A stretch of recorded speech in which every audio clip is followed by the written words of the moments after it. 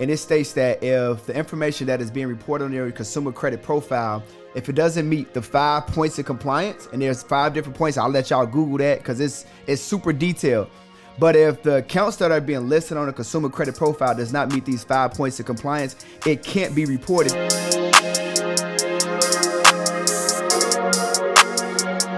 What's good, world? We back on the Tuned In Tony podcast, and I got an episode today that you can't miss. Like when it comes down to figuring out how to get your credit right, how to get funded so you can leverage that to start a whole nother business. This is the guy that you need to know. I mean, every time I open my phone, I see him on there, and he's got this whole thing called Metro 2, right? That literally has a whole different approach to fixing your credit. So if you've been doing it the slow way, you know, Lexington Law, doing it all that way, and it's just not working for you, this is who you need to be getting game from today. Yes, and you guys always know I bring people on here just to teach you guys everything. So welcome Dion Coopwood, Mr. Phenomenal, dominate the decade. What's up, bro? Hey, man, it's a pleasure to be here, man. Glad to be tapped in with my good brother, bro. Hey, listen, God is good, man. Yes, sir. Yeah, yes. I mean, you got the new Lambo. It's like life is flourishing. God just blessing you. You know what I'm saying? That's what's up, man. Yeah, so I mean, like my main thing is I just kind of want to get right to it for the people that are listening, right? Let's go. In the small tense, and then we're going to break everything down. What is Metro 2? Dang, you just want to jump right into it, huh? Right into it. And then we're going to go back. Then we're going to go back. We're going to go back to hook them first. We're going to go back to where I was raised and all. Bet. So Metro 2 compliance is, I'm not even going to call it like the secret sauce or nothing like that because I'll be like, people say that's kind of weird to me. Yeah. It's the news you can use. That's what it is, you know. Metro 2 compliance is a credit compliance standard that was put in place in 1997 by the CDIA.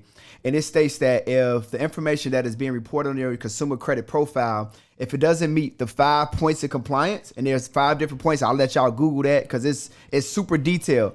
But if the accounts that are being listed on a consumer credit profile does not meet these 5 points of compliance, it can't be reported because that means that any information that has deviated from the standard of those 5 points of compliance, that means that it jeopardizes the integrity of the information that's being reported. So since the credit bureaus put this in place, they're not teaching nobody about it. They ain't talking to nobody about it. Nobody knows about it. And unfortunately, we're stuck with what's called factual dispute, which is, I'll let everybody know, that's the only true legal way in order to dispute items off of your consumer credit profile. But we don't use factual disputing per se as the main tactic, although that is factored in there because with Metro 2 compliance, it does support the Fair Credit Reporting Act, which is factual dispute, and the Equal Credit Opportunity Act, which says we all have to have our credit being reported fairly and we have to all have the equal opportunity. But with Metro 2 compliance, we're focusing on the account's ability to even be reported. So with factual disputing, when people are using that, they're looking at the accounts and they're saying that this is wrong, this is inaccurate, and do you have ownership of it, right? Yeah. Whereas with Metro 2 compliance, we're talking about based upon compliance standard, does the account have the ability to even be reported? Right. So we talking about factual nature versus reportability. Right. That's a totally different beast. So when we send in Metro 2 compliant letters, it's literally going at the nature of the account's ability to be reported. This is a totally different ball game. It ain't the same. Yeah. Okay. Different. So just to start out the podcast, you guys heard that I wanted to get you guys hooked at the beginning. So now we want to figure out just who is Dion Coopwood. You're from Chicago, right? Chi-Town raised me, but Chi-Town. Atlanta is paying me, bro. Okay. Nice. How long have you been in Atlanta? This is since April of 2022, so we'll be like 8-9 months in. Right. Okay. Okay. And then obviously you probably just weren't always doing this since you were a kid. Like, what did you do? Did you like play basketball, sports, college? Because I saw some hooping pictures. I don't know if you still got it, but I saw them. I still got that work, man. The hooper never, lose that. It's kind of like riding a bike. So I can still hoop, man. It was an interesting story. I was raised in a small town on the south side of Chicago called Riverdale. I actually grew up in the projects, bro. You know what I'm saying? And where the things that you hear about Chicago, like the gang banging, the shooting, and the drug dealing, I grew up in that type of poverty type of neighborhood. Right there. Like right there. Like I saw guns being shot in front of me. I saw people fighting and getting beat up. I saw a lot of gang banging, and I didn't want to be a part of that per se, and so I just started playing ball. Like about 5th, 6th grade, started playing ball. And ball carried me through high school, grammar school, high school, I'm saying, in college. I played at Southern Illinois University. Shout out to all my Salukis out there. And I played ball, man, was playing on TV, ESPN. It was a great run. And then, we became adults. And, life is life. And so, but, raised in a single family home, never really knew my dad, bro. Like, didn't have a relationship with him at all.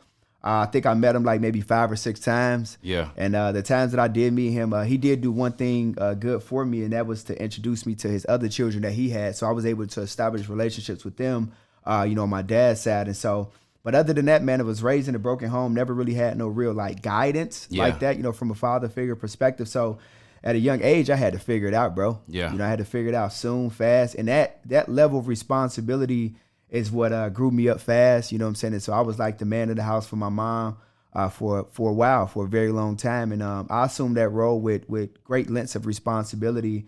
And, my mom took care of me, and now I take care of my mom. Man, that's amazing. Yeah. So, just like, environment is everything, right? Yep. So just growing up in Chicago in the heat of it, right? And we hear the things Chirac and all of that. How did you just stay on track, or was it just like basketball was keeping you tunnel focused? Because it's so easy to just go to the wrong side and make one mistake. Yeah. It's crazy. My mom said at a very young age I was making wise decisions, and I didn't understand it. I didn't know until I had to start looking at my life now, where she was telling me that, she was like, when you was like 12 or 13, I remember you coming home one day telling me that your friends had started like smoking weed and they were drinking, and you said, I'm not friends with you anymore because I don't want to do that. Right. And she was like, and I'm looking at you like, how is this kid like making these kind of decisions like that when it's easy to be influenced, like you said, growing up in that type of environment. And like you said, I just kind of grabbed hold of basketball, and that allowed me to stay focused. And then so what I did was the people who I were playing basketball with, I started to hang out with them. And all we did was either play video games or play basketball and go to school. Yeah. And we was like, all right, we got to go to school to get our grades so that we could play ball. And then we play ball so that way we could play the video games so our parents won't, yell at us. And so it was just a combination of being around people who we're doing the same things you're doing, because like you said, your environment, it carries everything, Yeah. And then I'm sure you had like hoop dreams. So like, did I? So like, did you play after high school? Yes. So I played after high school. I went to college. I went to SIU, which is known as Southern Illinois University of Carbondale. So I played there. That's a Division I school. And like I said, bro, we was on ESPN. I played at some of the best of the best, man. Like Eric Gordon's, the OJ Mayos, Taj Gibson's. I played against a lot of people, bro. Right. And, like you said, you kind of have these hoop dreams where you like, all right, cool, I'm gonna make it to the league, and it never just really happened. And then more so for me, it was like I had opportunity to go play balls overseas. But when I graduated college, I had my daughter, and at that time, I'm like, you know what? I'm gonna give up my goals and dreams so she can live her goals and dreams. So I just want to be around for my kids, because again, you gotta remember, I didn't have a dad. So one thing that my dad taught me to do was to actually be around, because he wasn't around. Right. So when you think about people being in your life, they are there for a reason. They are showing you what you should do and what you should not do. Right. So, one thing that he taught me to do is to be around, because he wasn't around. Got you. So then when you have your daughter and you're like, man, like I'm not going to the league, stuff's changing. Yeah. What do you do for employment at this time? Because we're leading up to who you are, but I want them to know who you are. So that's an interesting story too, bro. So I'm going to tell my age, but I graduated college in 2008, right? So when graduating in 2008, if people understand and remember, that was when the economy had popped. Like it was, the real estate market was trash. Everything was messed up. So there was no work. Yeah. So now here I am graduating with a degree that I can't use. Nobody want to hire me. Nobody. No, they like, ain't no jobs, ain't no work, ain't nothing happening. And so I remember having an issue with my Sprint phone at the time. Yeah. And I went to the store to get it fixed. And I told the store manager, she was out on the floor, and I was like, hey, you the manager? She was like, yeah. And I said, I just want to tell you something. She's like, what's that? I said, if you hire me, this would be the best decision you've ever made, and I would be the best employee that you've ever had. Yeah. And she was like, dang, that's how you feel? I said, yep. She said, all right, cool. Come back tomorrow for an interview. Okay. Just like that. So I went back for an interview, crushed it, and I started, I think, that next week. Bro, I was so good, bro. They didn't even put me through training, bro. Dang, they just started you on the floor. They just started me on the sales floor. Dang. Like, just like that, just straight out the gate. I never went through training. Because at that time, they was like going through training just because the economy was messed up. And they were like, oh, we're going to get to training. But once they end up getting to training like 2 months later, like everybody who had started with me, they sent them to training, but they was like, he don't need it. You don't we're not gonna waste your time with you that. You had just something different about you, the energy. Bro, I had that dog in me. That dog. Man. You feel me? So I didn't need training, but I never went through training. It was crazy. 8 months on a gig, bro. My store manager at the time, she looked at me and she was like, hey, yo, you about to run this store. This was 8 months. Yeah, you gotta think, bro, I'm a kid coming out of college, and I just wanted a chance. I just want to take care of my daughter. And that was a good decision for me at the time because, you know, I went from being able to not really have income and not have a job to immediately within 8 months making 6 figures a year. You feel me? Like at Sprint. Man, that's crazy. And just to stop there too, I noticed that there's a lot of people like just on the come up or either stay there and they like at the cell phone business, but they're there for a while. Yeah, so is there a lot of commission involved? So so cool. So I'm glad you asked that. So people get stuck in the cellular industry because the commission is crazy. Yeah. Like the hourly is like, it's cool. You know, you can get $15, $20 an hour, maybe whatever. So you got to think, bro, it's people that's working for $15 to $20 an hour. Yeah. With no commission. Right. And then you got these people that's working at like the T-Mobiles, the AT&Ts, the Verizons, where there are people that are coming in to buy phones anyway, and you're getting paid like $5 to $10 every phone you sell. So imagine, you know what I'm saying, you got like 80 phone sales. A day? Like for the month, let's just say. For the month. Yeah. And let's just say they paying you, let's just call it $100 a phone. Yeah. Bro, that's 8 racks. On top of what you going to get. So you got, you know, I had sales reps making $50,000, $60,000, $70,000 a year. You know what I'm saying? And then I'm the store manager. I was making $130 a year. Just before the commission or with the commission? So without the commission, I was making like 80. Yeah. With the commission, like 120, 130. And are you making commission off of the salespeople? Off of the salespeople. So all I got to do is impact them, motivate them, inspire them, and train them to be just as good as I was on the sales floor. Because here's the deal. Like, we're not talking about somebody who just kind of like fell into a role because he was performing good. Yeah. Bro, when I was a sales rep, I was #1 in the nation. I went to assistant store manager. Our store was #1 in the nation. When I became a store manager, we was #1 in the nation out of 17,000 stores. And y'all weren't that when you started? We wasn't that when I started. Okay. Nah. So I had to, it was my impact on the culture of that store that drove the performance to a whole nother level. You know what I mean? So yeah, it was different, bro. So now what I did was when I became a store manager, I just had to just train these people and motivate and inspire them to get the same results that I was getting and show them the way. This is why, you know, mentorship is important, bro, because you need somebody who has been through what you're going through so that way they can show you how to actually grow through what you go through. Like you need somebody to hold your hand through the process. So I held their hand through the process and said, listen, I need y'all to hit these goals. I need y'all to perform at this type of level because this is what I was doing. And I'm not asking you, I'm not sending you somewhere that I've never been. That's like a travel agent. Most travel agents send people where they ain't never been. Right. I'm not a travel agent. Like, you know what I'm saying? Like, I'm sending you somewhere that I've been. Like, I've been #1. I need y'all to be #1. So what ended up happening was my store was like, yo, we got the best store manager in the nation. Yeah. You know what I'm saying? Like, he different. So what ended up happening was I got the #1 sales rep now. I got the #2 sales rep. In the nation, the #3 sales rep. So I built the culture. And then now you got all these other representatives in the store around the district. Now they all want to come work for me. So what it did was it turned the whole entire district up. So now our district is top performing. Yeah. Before you know it, now I'm having conversations about becoming a district manager. You see what I'm saying? See how that... The scale. Yeah, it was crazy, bro. It was some good times, though. Yeah. And then see, one thing that I heard what you just said too, where people miss out on is like sometimes people are so focused on getting the reward at the beginning, right? Yeah. You walked in there like saying, yo, let me just show you what I can do, right? And then naturally, like once you present your value, they don't want you to be gone. So then they're going to keep scaling. But people, they just get stuck on like, give it to me now. You know what I'm saying? Yeah, they want that they want that instant gratification. Yeah. But they don't want to make no sacrifices. None. You know what I mean? Like you gotta be okay with, you know what I'm saying, with like sacrificing now and getting that thing later. Like this ain't no microwave type of situation. Yeah. Now I will say that, you know, now in these days and age, I'm not saying that it's not possible to have success fast. Yeah. Because the internet is definitely a game changer for a lot of people. And I've watched a lot of my friends here in Atlanta, you know, just go crazy and turn up, you know what I'm saying, in an instance. But I will also say that there was a certain level of work that had to go into that too. Yeah. You know, and so I also see a lot of people that be like, yo, I want to get a bag, like, you know, y'all getting a bag, I want to run it up. And they not really willing to put in the work. So there's some front end work and there's some back end work. And they don't see what they need to see, you know what I'm saying, until it's time to actually perform. And they be like, nah, y'all got that. I'm good. You know, I'm out. You know, right. But yeah, definitely. Because, I mean, especially like in our circle, we're seeing like, you know, the digital, we're seeing people doing these big numbers and these unreal numbers that, you know, you would think coming from corporate, you know what I mean? Yeah, bro. But it's like you said, people aren't seeing the sacrifice. They're seeing the tip of the iceberg. And they're like, yo, I'm going to instantly start a webinar and and I'm going to do the same thing. Just build me a funnel. No, you know what I'm saying? And since I'm doing the phones for people, I'm telling them, like, it's so much more to that. So I guess we're accidentally transitioning to webinars. You know what I'm saying? We'll jump back. But think about the webinars. Like, think about somebody like me who had just started doing webinars not too long ago. And so if somebody look at me and say, all right, well, what did you make? And I tell them, they'll think that they can do it, but not understanding that I've been an entrepreneur going on 8 years. Yeah.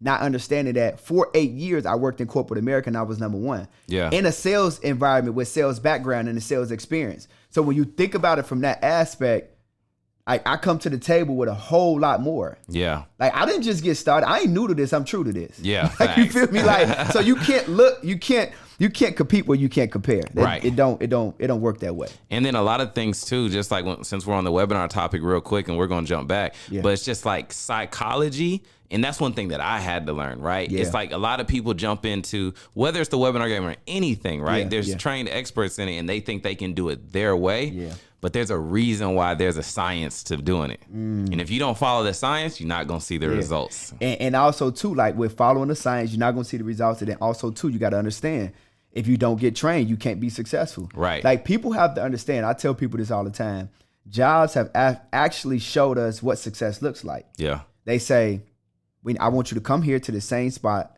5 days a week, 8 hours a day. Yeah. And I want you to do the same thing consistently. Yeah. They showed you how to be consistent. They did. And then they said, before you start though, we got this guy or this girl, she's going to train you. He's going to train you. Yeah. So they're going to train you how to come sit here and be consistent for 8 hours. So when you first start a job, you shadow somebody. And then you have to go through showing up to that job. Watch this. Watch how crazy it is. We'll show up to that job for 2 weeks without getting paid. Sure will. We sure will. Because we know that eventually I'll get paid once I start doing the job. So we'll go there, we'll show up for 2 weeks without getting paid. We'll get trained for 2 weeks with, like, let's just say half of a check. So we didn't win a whole month without any real dough. Because we know that if I put in the work, I'm eventually going to get paid. Right. So then once I start doing the job, they pay me every 2 weeks for work that I did 2 weeks ago. So now I got to show up and do the work without getting paid until I get paid. But most people ain't trying to do that with entrepreneurship. They want to jump right in. Yep. They don't want to get no coach. They don't want to get no mentor. They don't want to shadow nobody. They just want to say, hey, look, create me a funnel. I'm going to just go get them. Yep. And get funded. Fund me real quick. Yeah, give me some money real quick. No, it don't work that way. You're going to get your head, but you're going to be disappointed. So, yeah, it's a process to everything. And jobs have truly shown us the process. So, for me, I think, I predicate a lot of my success. I just say, like, I'm going to do what I did at the job, and I'm going to apply it to entrepreneurship. And it works. It works. Facts. Yeah. Hey, we might need a fire extinguisher here because Dion got a lot of Let's smoke. go. You see, I keep taking sips. Man, a lot of smoke coming out the mic. So now that you're, you was killing at the Sprint. Yeah. Where's the transition? What happens next? Like, when do you feel like that's not for you anymore? Yep. It was, this is a crazy story. So I was at Sprint for 7 years. And being at Sprint for 7 years, what ended up happening was I got a call. We had at one point in time, we had bought out the US Sailor Spectrum, right? So that meant that, I don't know if y'all remember US Sailor, but we ended up basically putting US Sailor out of business. We bought the Spectrum in Chicago. So we ended up kind of putting them out of business. Then what ended up happening was we did like kind of like a merger, kind of like semi-merger with T-Mobile. And what ended up happening was some people came up from T-Mobile to Sprint, and it was just a lot of commotion going on. And what ended up happening was some people from Sprint went to T-Mobile. They left. It was like a lot of people, a lot of higher ups, right? And so then after about a few months, I started getting calls from like my district manager's boss, who at that time was the area manager. And he was just like, hey, yo, listen, I need some good talent at T-Mobile. Yeah. And you are the best of the best. So we ain't got to talk about money. You can tell me what you want to get paid later. I just need you here. Yeah. And I was like, dang, it's like that. So I kid you not, bro, for like 14 months, about a year and 2 months, I held off on going because I really loved my job at that. I thought I loved it. I didn't know. I was a kid, just with a good job, making $100,000 a year. I'm doing what I want to do. I ain't got no real bills, bro. I'm balling. And you kind of the king where you were. Bro, I'm talking about, and I'm the man. Yeah. I ain't really, bro, I was working like 3 days a week. It was 3 days a week. I was coming and going. My store was performing, so it was good. But I ended up going to T-Mobile because I went to Sprint, and I'm like, yo, look, we got a lot going on, man, but I know for a fact that I got to be up for a district manager promotion. Like, I know it's my time. And they just like, oh, yeah. So, man, they end up bringing in people from the outside, and then they end up promoting some people that was like relatives of some people. And I'm like, yo, y'all really going to pass over the number one guy? Y'all crazy. Yeah. So I was like, listen, y'all, I'm finna get up out of here. Y'all tripping. They was like, no. And I'm going to say it now because I don't even really care. It's been years, bro. But like, they gave me like 10 grand to try to get me to stay. They was like, here, like, take this 10-piece spicy. Yeah. You know what I'm saying? And we're gonna eventually promote you to DM. Right. I was like, all right, let me get that 10. All right, let me wait for it to cash. I'm up out of here. Cause I know y'all not finna promote me. Right. Y'all not gonna promote me. So I end up going to T-Mobile, man. And crazy, believe it or not, man, I started at T-Mobile October. It was like right before Halloween, like October 30th. And I think that was in 2016. And man, bro, at that time I end up by January 1, we was number one in the nation at T-Mobile. So I had took a store that was like the bottom 10% in the nation. It was an HR nightmare. I ended up taking them from the bottom, man, all the way up to the top, bro. And I was able to do that because I worked with half of the store. Yeah. And then I brought over half of my team from Sprint. I brought some more people from Sprint within the district as well. And man, we just performed. We just did what we did at a whole nother company, whole nother organization. I was number one all over again, bro. So it was like, it was a good run. And I went to T-Mobile, and then what ended up happening was I was at T-Mobile for a year. I went over there to do store manager / acting district manager role. Yeah. They paid me a little bit more money. I really wasn't really concerned about money. I just wanted to continue to grow. I feel like if I can't grow, I'm dying. Yeah. Like if something ain't growing, it's dying. Like it seems like you started seeing where your ceiling was. Correct. And I think for me, a lot of that was just like, real political moves and stuff like that. So I feel like I was capped at my ceiling, and they were just like, yo, like, we'll keep paying you money, but we're not going to like promote you. So I'm like, all right, let me get up out of here. So I was an acting district manager at T-Mobile.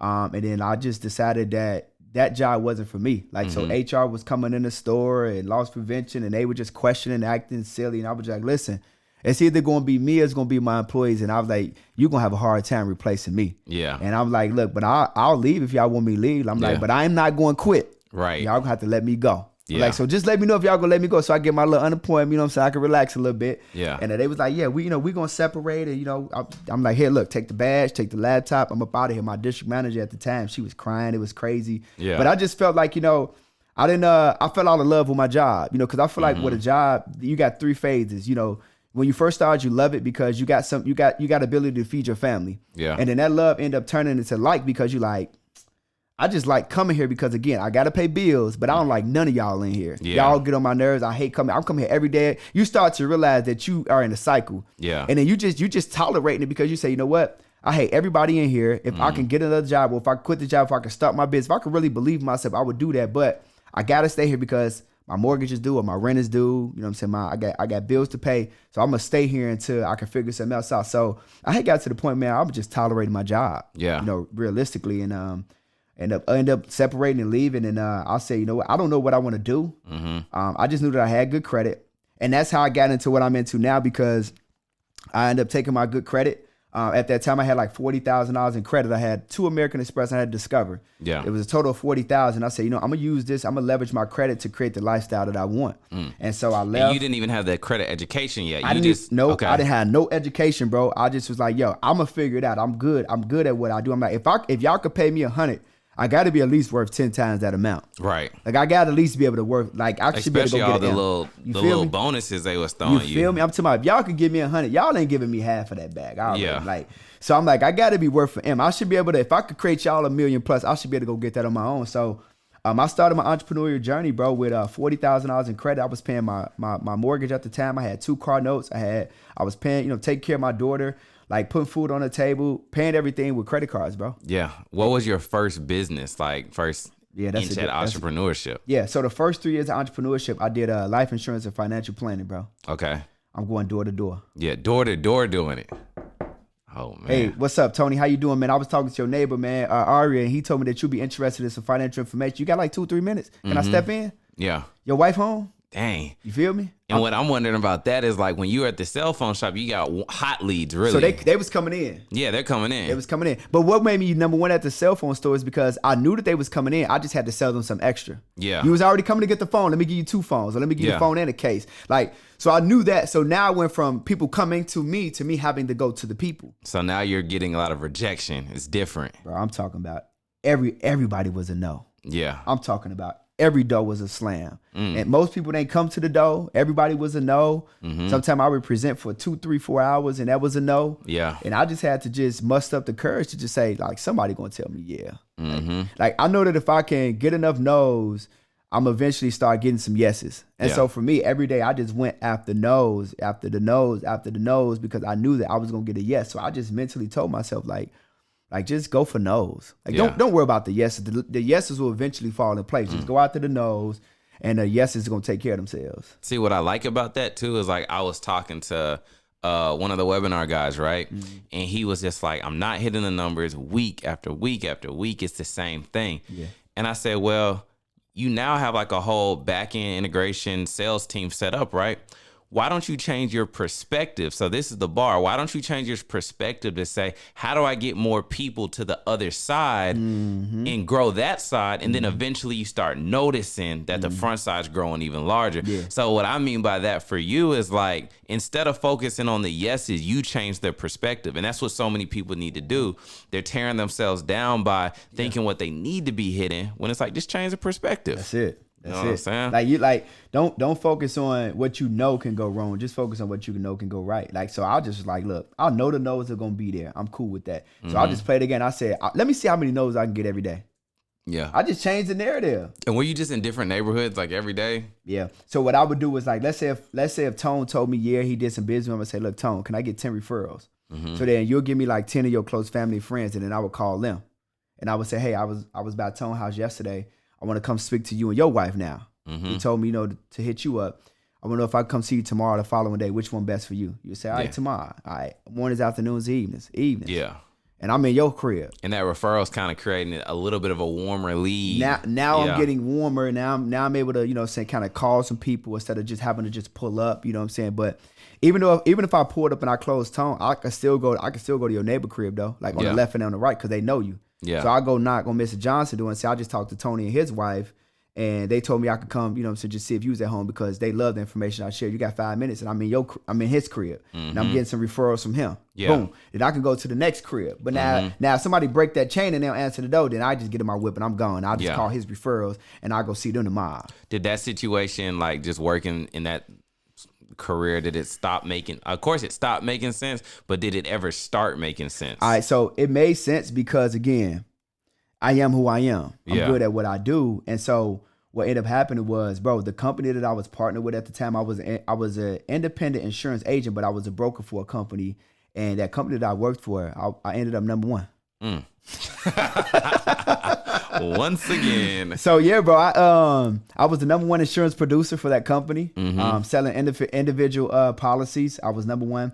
I actually had, when you in insurance companies, they have like hierarchies and charts and stuff where you can build your team and get paid off of your team and stuff like that too. So me being a manager, I was like, I know how to do this anyway. Yeah. So I was recruiting people and building a team. I had the number one, what they call base shop. So I was the number one recruiter. So I was the number one life insurance producer. I was the number one recruiter. I had the largest organization and the number one team. I had the number one base shop, which means that my team was doing the most production in that company. So here I am, I'm taking number one at every single category other than income. Cause at that time I was only at like 100 and, I had replaced my income. I had replaced my income from the job within 10 months. So 10 months of door knocking, talking to people, building a team, I had replaced my income on the job, working for myself in 10 months. Got you. So this form of entrepreneurship was kind of like attaching onto a product. MLM. Okay. Yep. Multi-level marketing. Yep. Okay. Yeah. Facebook don't like MLM. Yeah. That's the hard part. But hey, it's very lucrative for a lot of people too or whatever. Yeah. When did a lot of people I know burn out with MLM? What happened with you? I burnt out. You burnt out? I burnt out. I did it for 3 years. And I started praying and I was telling God, I'm like, yo, I want something different. Yeah. I need something different. And one of my at the time I was purchasing a new house. I was getting a new construction built. And my loan originator, he had called me, was like, yo, I know you said you was looking for something new. Like I wasn't entertaining nothing for those 3 years, But I had told him like, look, you know anything I get into, just let me know. Cause at that time he's making like 800, 900,000 a year. So I respected, him because he's performing at a high level. He's making good income. I don't listen to nobody who I can't switch bank accounts with. That's dead. Like we ain't even going to talk. Like you can't, we're not going to do that. Right. But he said he had called me. He was like, hey, yo, you need to get with my son. He out there in Cali. He got his own solar company. Maybe you should look into doing that. He's doing some M's a year. I'm like, you know what? Let me check that out. And that's where Mr. Phenomenal Power was born. Okay. So I started my own solar renewable energy company called Phenomenal Power. So here we are, 3 years in entrepreneurship. I pivoted. Now I'm running my own solar company. And again, I built up my solar company. I had like 140 reps in it. You know what I'm saying? Within like. So you kind of took the sales experience from the cell phone shop, the MLM for the recruiting and building an army, and then that's how you made the solar company. Let's crazy. Go. Yeah, so the solar company, I was making great money there. The commissions on that joint is crazy. Anybody that watched this and that's in solar, they know I'm telling the truth. Like, bro, we get paid like 30, 40 grand a house. This is like the panels on top of the roof. This is the solar panels on top of the crib. Man. So I was doing residential and commercial where we would go and still, again, hey, how you doing? Yeah. We knocking on doors, you know what I'm saying? We passing out flyers. And if somebody told us yes, bro, it was like 30, 40 grand a crib. Yeah. Now, once the person get the loan and, the company get the money, then obviously you got to pay your managers. You got to pay all these people. You got to pay your reps, So you cutting the bread down, but bro, that's crazy money in solar. So I was running my own solar renewable energy company. And I did that for 2 years. Like about 2 years, I did that, made some great money doing that.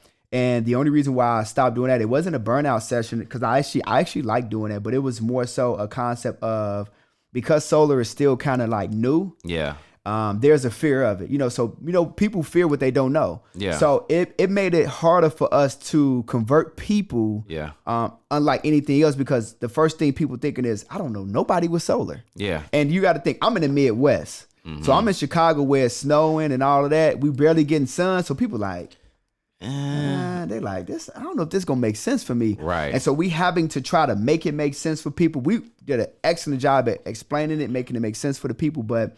It just got to a point to where, for me, not more so from a client perspective, understanding it because we educated, but more so from a municipality perspective, where when we would go to these, these different counties and submit permits to install, they would be like, install solar? What's that? Yeah. And so what it did was it made for a bad customer experience to where they like, the permit's taking 4 weeks, 6 weeks, 8 weeks, 12 weeks. Now now we can't get paid. Yeah. We don't get paid until the actual the system is installed at that time. That's what it was. So that means that if we close somebody today and they don't get installed for 12 weeks, well, we ain't getting paid for 12 weeks. Oh man. So it was just like, that was bad because we were telling clients, hey, listen, based upon the install crew that I had at the time, they're like, yo, we can get them installed within like 4 to 6 weeks. Yeah. So we're like, okay, cool. But you got to think, you could wait 4 weeks if your commission check gonna be $6 grand. Right. You could wait 4 weeks if your commission check gonna be 30 grand. Right. And like I remember when I first got into it, my first 3 deals paid me like 30,000. I said, yo, dang, this is some stupid bread. I said, I bet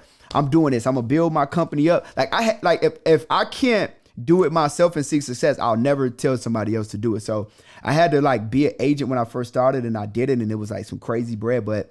Yeah, I built that company up, bro, but because I couldn't really like handle customer service, and there was so many different moving parts with different companies, and then like we even had like it was like even a situation to where politics played a part, because if the president was not going to re-sign that renewable energy bill, then that played a part in customers being able to get like they checks back for going solar.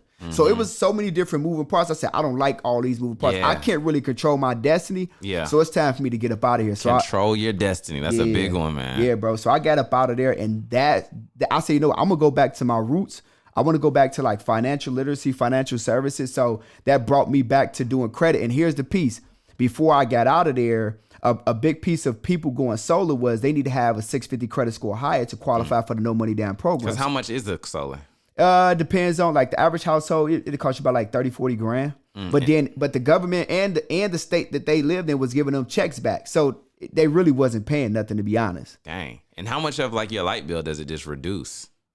All of it. So you get them enough panels to completely reduce the whole bill. So a home that may have a $300 Georgia Power or whatever the light bill is, it's gone. It's gone.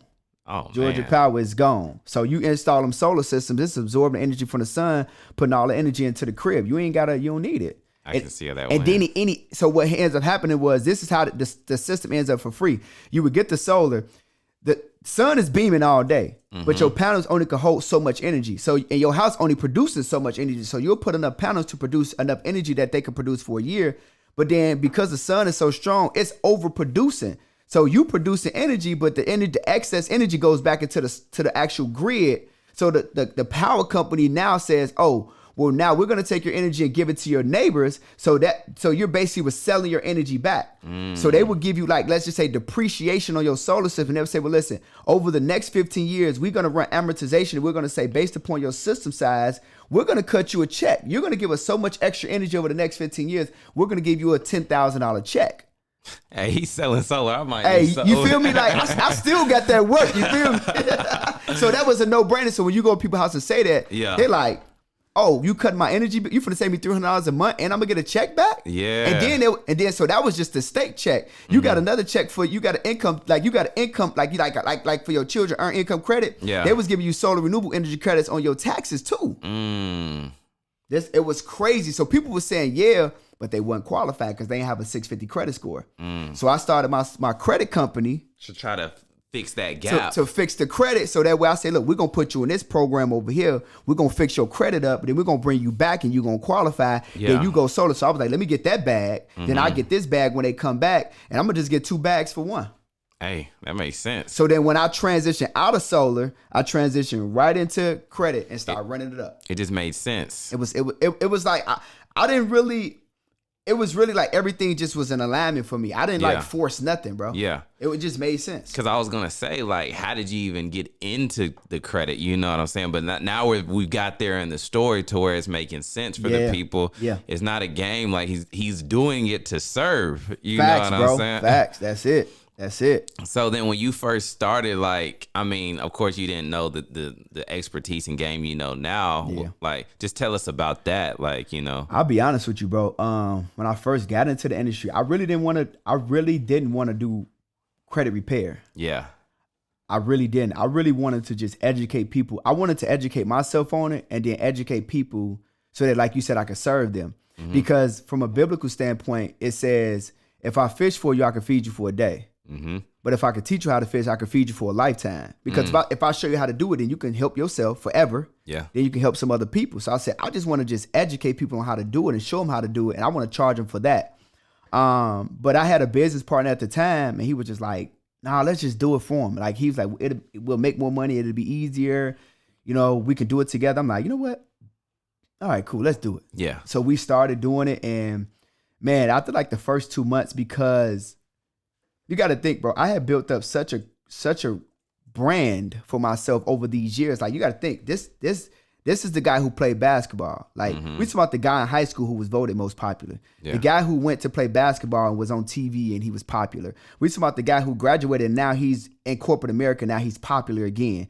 You talk about this guy who now he's an entrepreneur. He went to go do insurance. He was #1. He's popular again. And you got to think, if you seeing social media don't show the ugly part. You only see the good part. Yeah. So you seeing all of the success. Highlight reel. It's a highlight reel, yo. So all of the people were seeing is that. So you got to look at that type of situation where you're seeing somebody just winning.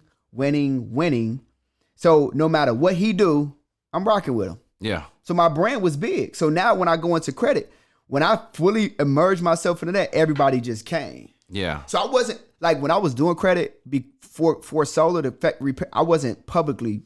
Right. It was just like on the back burner. Clients. Yeah, it was just like, let me help them. It wasn't like, let me help the public. Yeah. But because I stopped this bag, I had to turn this bag up. Right. So I said, all right, cool. Now that when I put it out there publicly, everybody was like, yo, we know when you do anything, you're going to do it the right way. You're going to handle me the right way. You're going to take care of me. Everything you do, you go crazy. Yeah. So I now have somebody that I can trust to handle with my pertinent information and who should get me some results. And so people would they flooded in, bro. But it got to a point where even that money at that time, it was like, we was taking an average of like 30, 40 clients a month at like $1,000 a piece, like $1,250 per client. So we making 40, 50 grand a month. But it was too much work because we was doing factual disputing.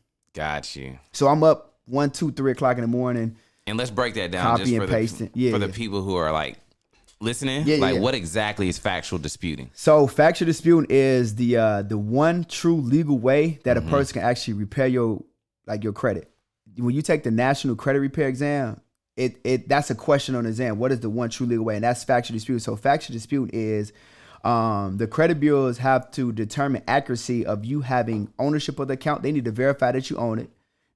Well, basically, okay, let me make it make sense before I go into factual dispute states that the information that is listed on my credit report is factual. Mm-hmm.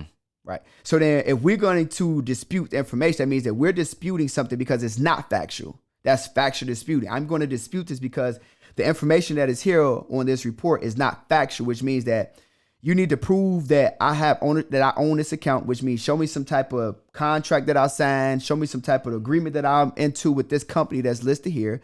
You also have to provide that the information that's being listed is actually accurate across all three bureaus. Is the information correct, right? And is anything missing? Yeah.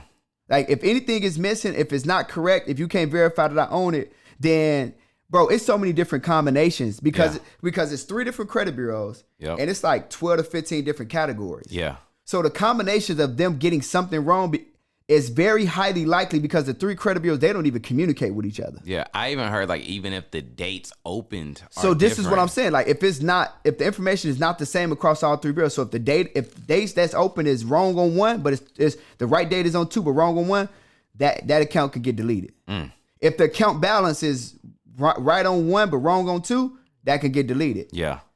You got so many different combinations of instances where it could be wrong. You could get it deleted, but here's the problem with factual disputing. From a company standpoint, you have to put these letters together. Yeah. Even if you try to use a system to put these letters together, most systems are watered down letters and they cookie cutter. Yeah. So you're not going to really get no results. So that means that if you really want to get some results, you want it to be spicy, you need to have your own wording. Everything needs to make sense.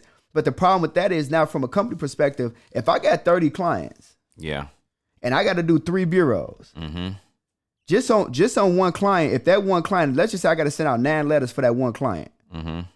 Bro, I might be 15 minutes on this bureau, 15 minutes on this bureau, 15 minutes on this bureau. Then if I got to do some secondaries, I got 15 minutes. It's a lot of time. Yeah, so what I'm hearing is personal letters actually work better than templates. Like they want to see that a real person is trying to fix their situation. So this is why it was just too time consuming. Yeah, I can see it. It's hard to scale that. You know what I mean? Bro, you can't scale. You can't. Because when you put the automations, your clients aren't getting the results, right? That's crazy, bro. It's crazy. Well, when you use factual dispute automation, if the letters are not good, you're not gonna get results. And then also too, you got to think about this: the credit bureaus, they get paid to report. Yeah. So when AT&T tell Trans, Equifax, and Experian, I'm gonna pay you $30 a month to report this, they want that 30. They want the. So wait, who's paying who? So the data furnisher, which is AT&T, will say, look, we're gonna pay you to report this information that Tony owes us money. So AT&T is paying Equifax $30 a month just to report that same account.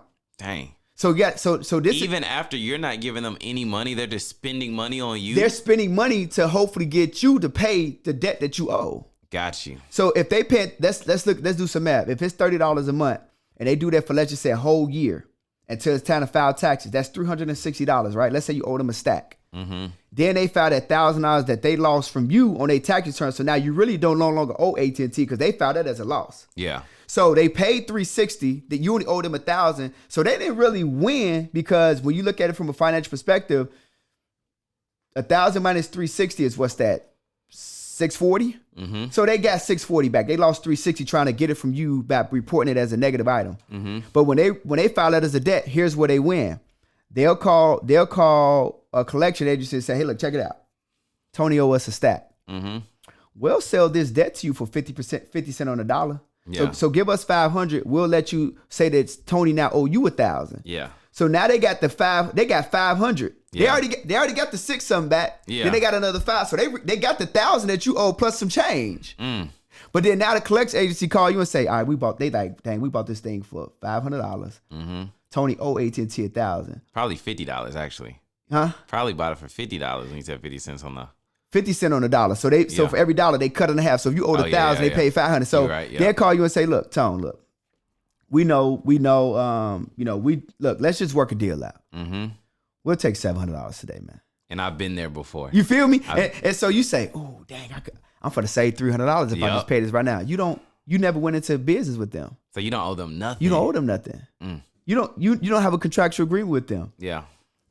Did that data furnisher follow the 5 points of compliance for Metro 2? Can it even be reported? The answer's out of 10, nope. Nope. So then I think I even made a mistake. Yes, you did. Yes, you did, sir. I definitely made a mistake.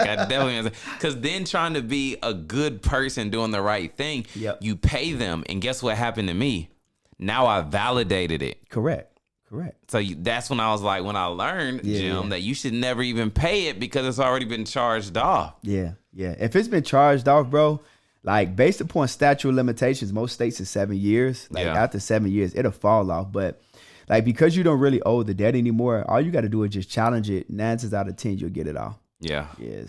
That's crazy. You don't owe the debt. Like, they charged it off. So you paying a debt that you don't even really owe anymore. That's crazy, bro. Yeah, that's crazy. See, our biggest expense in life, bro, is what we don't know. Yep, biggest expense. So it cost you a little change. I don't know how much your bill was, but yeah. Shaking my head. Just shaking my head at myself right now. And there's so many people probably think the same thing. Yeah, you know what I'm saying? They hot right now. And then the thing about credit too, it's just that it's like when people are like, oh, everybody does credit, it's such a big industry. It doesn't matter who you are, you got a Social Security. But here's the crazy part though, bro. Like, although it's a big industry, it's a billion plus people on the planet. Yeah. It ain't enough credit repair people to serve everybody. There's not. So this industry is actually one that's good to get into, because you got to think too, with a billion people on the planet, 1/3 of Americans got bad credit. Yep. So that means that 1 out of every 3 people, somebody got bad credit or got credit challenges where they're not able to live the lifestyle that they want, need, and got to have. And so from that perspective, it's enough people to help to go around, bro. Yeah. Like, we need more people that's in the credit and financial literacy space helping people with this. Like, seriously. Yeah. And then, like, I guess too, what I've learned just with credit is like, when you're not educated, you think like, all right, I got an inquiry, I'm gonna wait 2 years. I got this, I'm gonna wait this amount of time. Credit for repair is something that should always be happening. You know what I'm saying? Especially playing at a high level, because I would say even me being an entrepreneur, right? I went straight from high school into college, got internships, thought I was gonna get a job. They never offered me a job, so I just went straight through entrepreneurship. Well, in order to get funding or loans, I had to personally guarantee everything. There you go. So I was always kind of on the risk of more inquiries than the usual. Yeah. You know what I'm saying? Yeah. And then I would just always wait. And then after like every 2 years, it's like, okay, it's time to make my plays. But then now with education, I'm learning that like, yo, if you don't get approved for these things, they don't got to stay on there. Yeah. Facts. You know what I'm saying? That's a fact. Yeah. So like, I wanted to ask you the question of like, how scared should we be of inquiries? Because inquiries seems like such a scary thing. Like, you hear people get these credit cards, but they're like, I don't want the inquiries. Yeah. Now, inquiries it's not nothing to be afraid of. And I'm gonna just say this so people can kind of understand how credit works. Don't focus on your credit score, like you saying. It's more so focus on your credit profile. Like, make sure that you get the credit profile solid. Make sure that it's in place. Everything makes sense, because you got to think about it. Like, we just have to think like the bank. If you're trying to run plays, I don't care if it's 1 year, 2 years, 3 years. I don't care how many inquiries you got.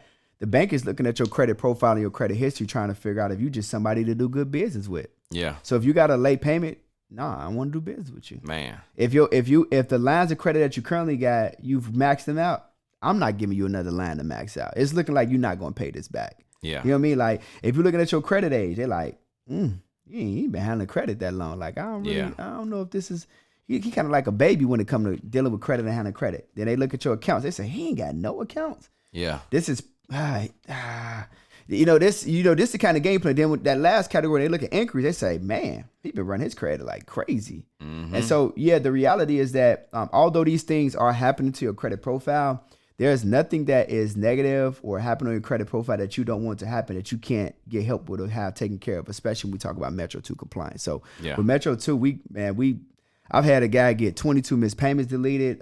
22 missed payments updated and, accurate.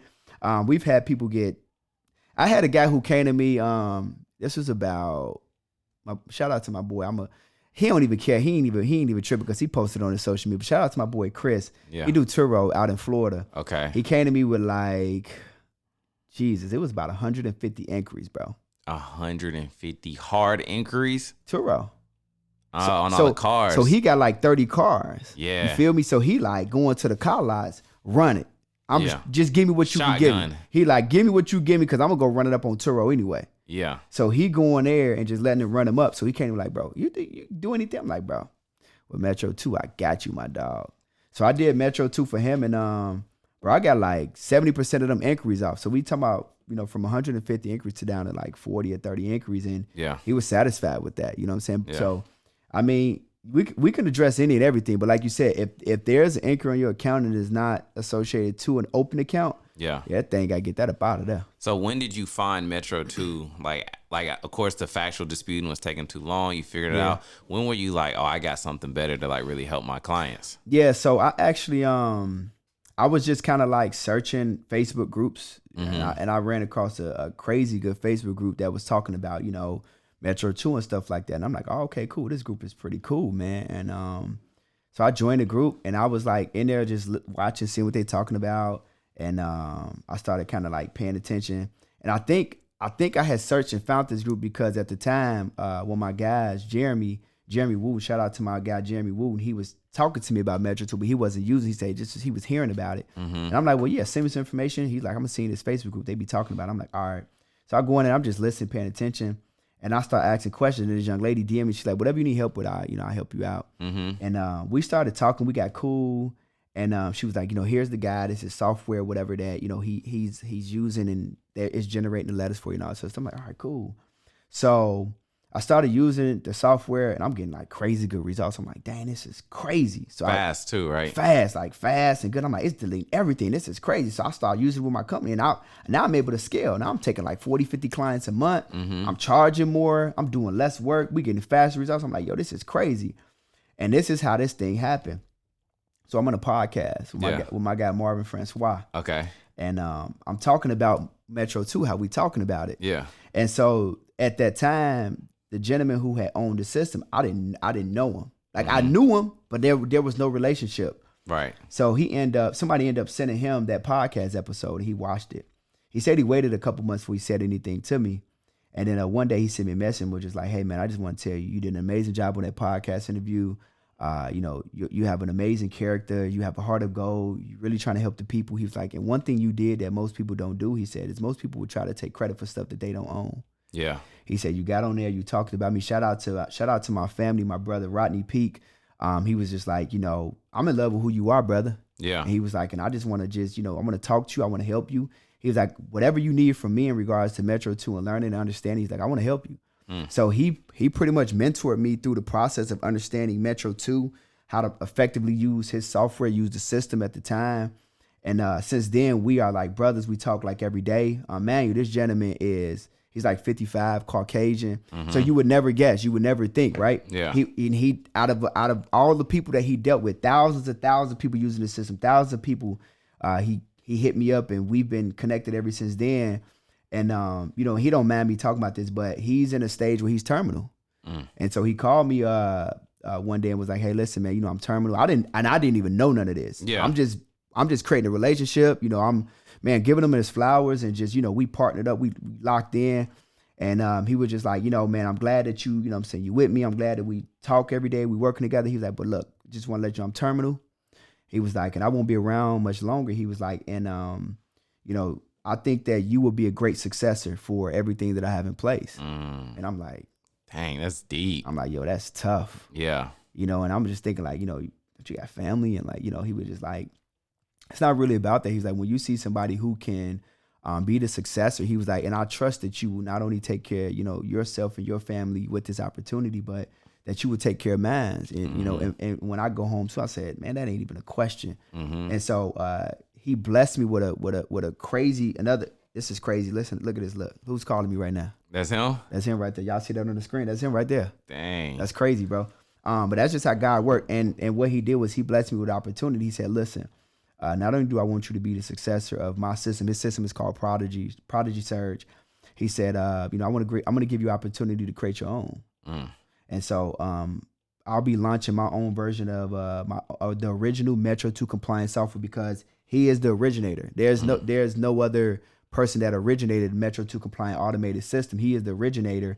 And he said, not only do I want you to have this, he said, but I'm going to gift you your own version of this software. So we worked with the developer, and he created my own version of the software, and I'm going to launch that soon, called Phenom. So you got the real McCoy, like the real deal. I'm that guy. Yo, so I'm the one.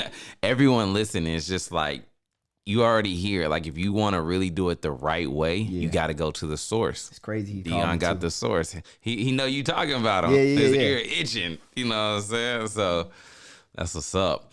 So then, I guess now too, like, how do people get involved with this? How do they, find you to like do this? Yeah, at this point, man, my system would have launched by the time you probably end up airing this, and so the people can text Phenom to 74121. You see how you sound ready, bro? You sound good. I'm ready, bro. Sound good. But they can text Phenom PHENOM to 74121. They're gonna get a link to the software, and so this software is for any and everybody. If you're an individual and you saying, yo, I got some credit challenges and I want to clean up my credit, for as cheap as, I'm not even gonna say cheap, for a small investment of $147 a month. Yeah. And I would advise you go at least 4 rounds and go 4 months with the system. For $147 a month, you can take yourself through credit repair. So when you pay that $147, not only do you get access to the system and the letters that it's going to generate for you, but you're going to get access to a private community that we're going to be running, where I'm going to have assistants in there, and they're going to be hosting free trainings that you're going to be able to have access to, so that way they can walk you through the process of how to repair your own credit. See, we ain't going to do it. We ain't going to take people money no more and do it for you. We're going to allow you to invest in yourself, and we're going to educate you on what it is, what Metro 2 is, what the process looks like. And so more importantly, by you becoming educated, you can actually put yourself in a position where you can help somebody else and probably potentially make some money. So this is also for individuals say, I want to make some part-time money. Yeah. I want to help people enhance and improve their credit profile. I want to make some part-time money. I want to catch us. I'm working my full-time job, but I need an extra $2,000 to $3,000 a month. This is also going to be for you too, because you're going to learn the process. So all you got to do is offer the service, upload their credit report, and the system is going to do the work for you. It's artificial intelligence. Y'all know AI is taking over. Yeah, my system is constantly updating itself. Every 2 to 3 minutes it's updating itself. It's AI. So it's doing the work for you. You ain't got to do the work. Yeah. And this is also for that person, that third person who say, I'm already running a credit repair organization. Yeah.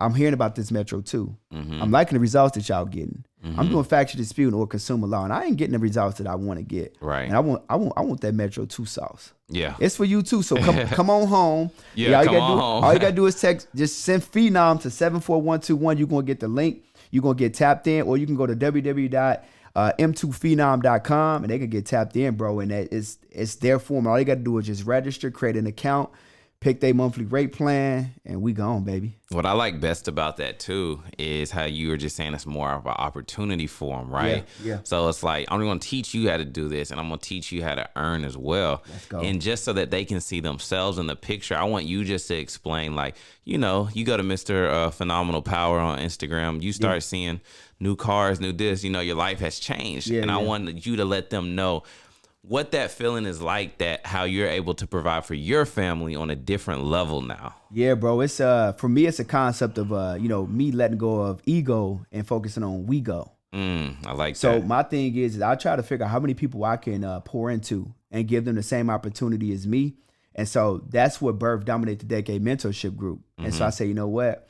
I want to teach people what I know. Yeah. At the level that I know it at, so that way they can perform at the level. If they execute on the information that I'm giving them, they can perform, they can get the same results. And so now it's like I have my mentorship program where I'm teaching my mentees the same things that I was taught and what I know and how to use my system effectively to help other people. And so because of that, for me not saying, all right, cool, I'm going to service people, because I can only service people for so long. The body get tired. Yeah. But it's kind of like a concept of the mind can work longer than the body all day. So like that's when you go to sleep, but you can't go to sleep because your mind's still racing. Yeah. Because the mind's still at work. It's like, yo, we ain't done working. Right. But the body like, yes, we are. Right. So for me, I'm like, you know what? I want to go from servicing people to actually serving people. You feel me? I don't want to serve people and do their credit repair no more. I want to serve people in a matter of teaching them how to do it, so we can actually multiply the amount of people that can actually get help. So I got mentees in my program now, bro, where they making, like, I had a young lady who before she ended up losing her job, she's making $4,000 a month part-time. So she was matching her income at her gig. Yeah. And then she was like, well, look, they let me go. So now I'm finna really turn up. I'm finna go crazy. So now she's hosting seminars and stuff, and now she's really in her bag off of the information that she got from me. Yeah. And so what ended up happening is I just got blessed from helping people.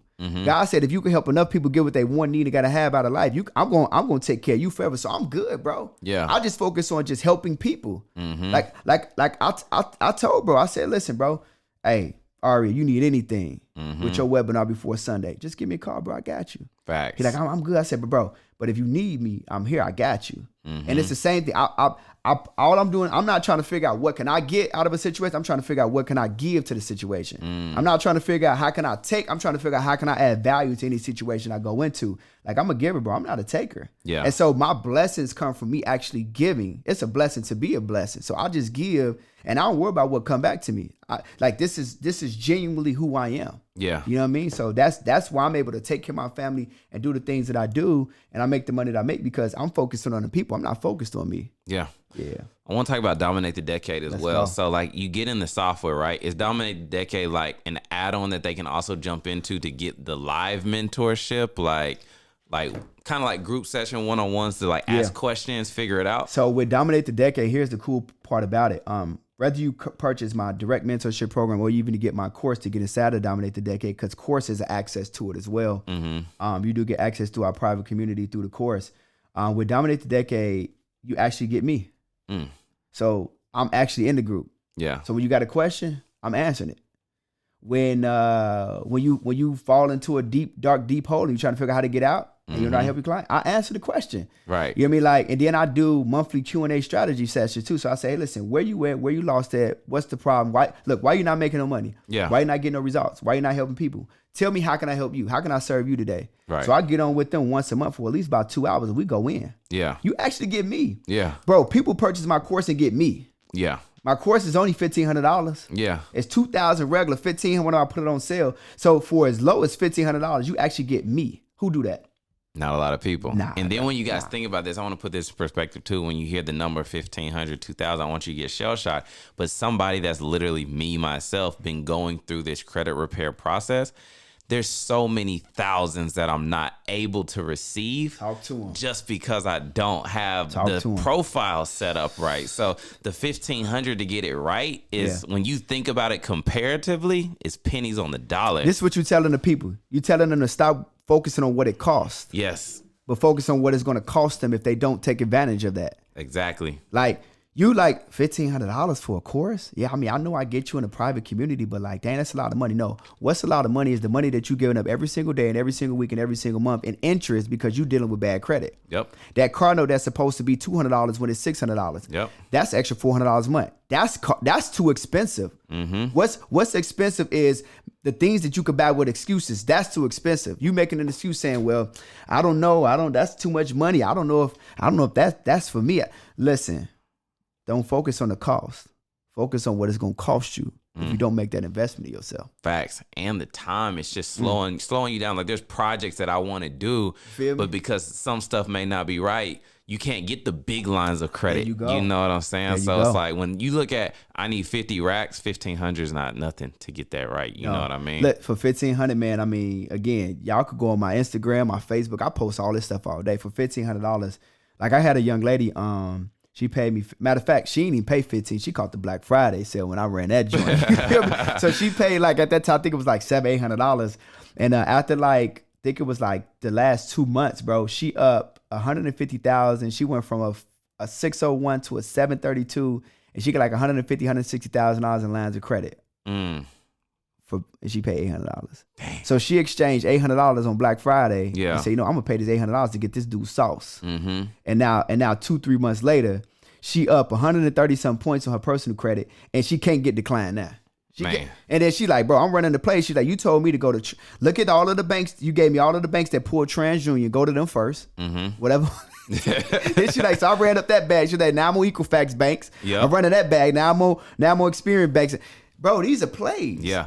And I would say this too, to anybody's listening, you have to get out of the box. You cannot think traditional if you want to move and play at a high level. That's what it is, bro. So many people just want to do, well, this is what I think it's supposed to be, or this is what I was taught. But like you just said, literally with the secrets and sauces that you're giving, there's banks that only pull from Equifax, banks that only pull from Experian. Same thing for TransUnion. So if you run the plays the right way, you may crash out on Experian, but now you still got Equifax. By the time you get off tour, you 400K up. Look, let me drop something spicy. I had somebody came to me, they was like, yo, can you help me out? I'm like, what's your credit score? They're like, I got a 700 here, I got a 600, I got a 300.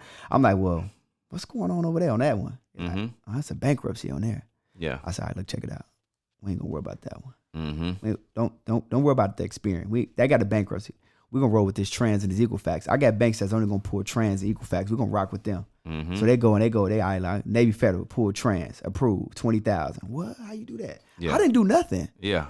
I just know. Yeah. This is why you gotta get a mentor. Yeah. You gotta get you a coach. Yep. Like, listen, the greatest people in the world got coaches, man. Kobe had a coach. Yep. Michael Jordan had a coach. Yep. Come on, bro. Tiger Woods had a coach. Sure did. Hey, Floyd Mayweather, did he have a coach? Yep. Come on, bro. Everybody got a coach. Yeah. If you want to go far from a financial perspective, get you a financial coach. Exactly. Get you a coach. Listen, the coach is going to show you what plays to run. As long as you run the play, you're going to be all good. So I just teach my community how to run these plays effectively. And now, because they got the information, they got the strategies, as long as they execute, they good. See, it's information on me, execution on you. Mm-hmm. Like, as long as you execute on information, you're going to be good. Yeah. I mean, people got to get over just the whole fact of like, oh, I'm going to pay someone to help me. Yes. You think Steph Curry not paying somebody to help him shoot better? You feel me? You see what I'm saying? Yeah. They said LeBron spent $1 million just on his body and training. That's tough. That's good. Why would he focus on himself to do that when that's not even where he needs to put his focus? I think it goes back to the concept of people focusing on what it's going to cost them. Mm-hmm. Instead of really thinking stuff like, dang, okay, all right, let's just say we talking about the course. All right, this course $1,500. Dang.